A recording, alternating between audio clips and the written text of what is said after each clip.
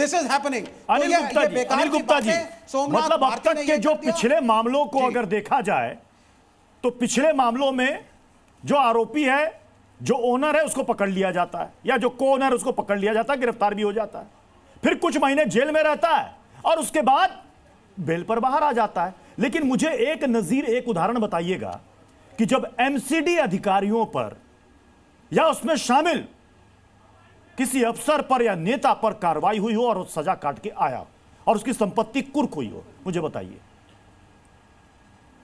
अनिल गुप्ता जी। देखिए, अभी रिसेंटली के कई उदाहरण हैं। आपको जानकारी है कि एमसीडी के एक डिप्टी कमिश्नर वो रंगे हाथों पकड़े गए, आज भी वो जेल में है। एमसीडी के कई भ्रष्ट के अंदर है।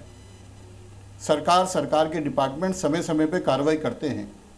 अभी आपने डेमोलिशन की बात की, संजीव झा जी बैठे हैं, उधर शालीमार बाग में वंदना कुमारी इनकी पूर्व विधायक रही है।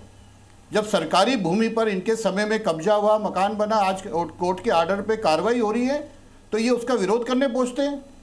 और जब कहीं दुर्घटना होती है तो कहते हैं कि इसकी जांच करो। 10-11 साल में शालीमार बाग में उस रोड पे वंदना कुमारी ने क्यों बनने दिए वो मकान? सरकार आपकी थी। आज बुराड़ी के अंदर सरकारी भूमि पे संजीव झा जी बैठे हैं, क्यों बनने दिए? आप कार्रवाई होती तो इसका वो नाटक करते हैं, विरोध करते हैं। आज सख्त कार्रवाई कर रही है सरकार। मैंने कहा आपसे, डोर टू डोर सर्वे शुरू हो रहा है, 1 महीने का मुहिम चलने वाली है और उनका बिजली पानी कटेगी।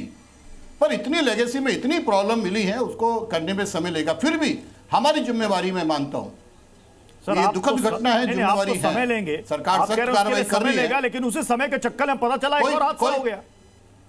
कोई समय की बात नहीं कह रहा मैंने कह रहा चालू हो गया है। मैंने कहा है कि ऑलरेडी कल एलजी साहब ने मीटिंग बुलाई है, माननीय मुख्यमंत्री चिंतित हैं। Already door to door commercial properties, industrial property का सर्वे शुरू हो गया है। जो भी इस टाइप के स्ट्रक्चर है उनका बिजली पानी काटा जाएगा। ऑलरेडी ये सरकार के माध्यम से भी आपको सूचना मिली है।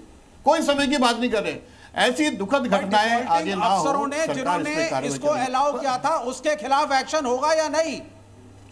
जो अफसर करप्ट थे, जो ये बनवा के गरीब आदमियों को, झुग्गी झुपड़ी वालों को ये स्ट्रक्चर पैसा लूट करके उनका ले गए और घर बनने दिए, आज वो घर टूटे, उनके पास कहीं आशियाना नहीं है रहने का।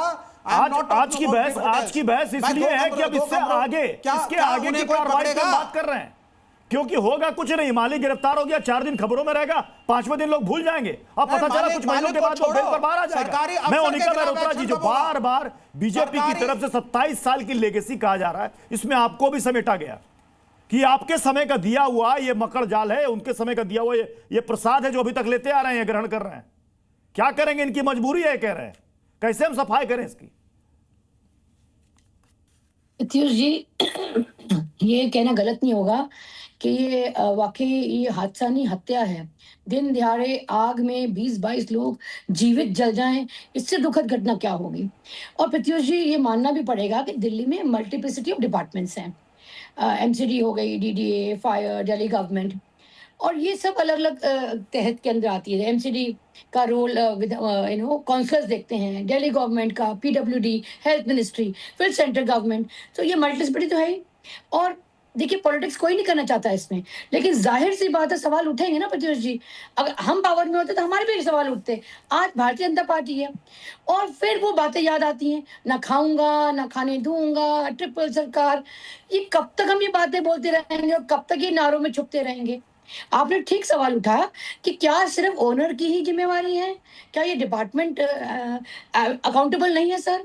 जैसे कि सीबीएसई पेपर में भी देख लिया आपने, मंत्री जी स्कॉट फ्री हैं, लेकिन एजुकेशन सेक्रेटरी वो सब तबादले हो जाते हैं। सिर्फ तबादला, ये भरपाई कौन भरेगा?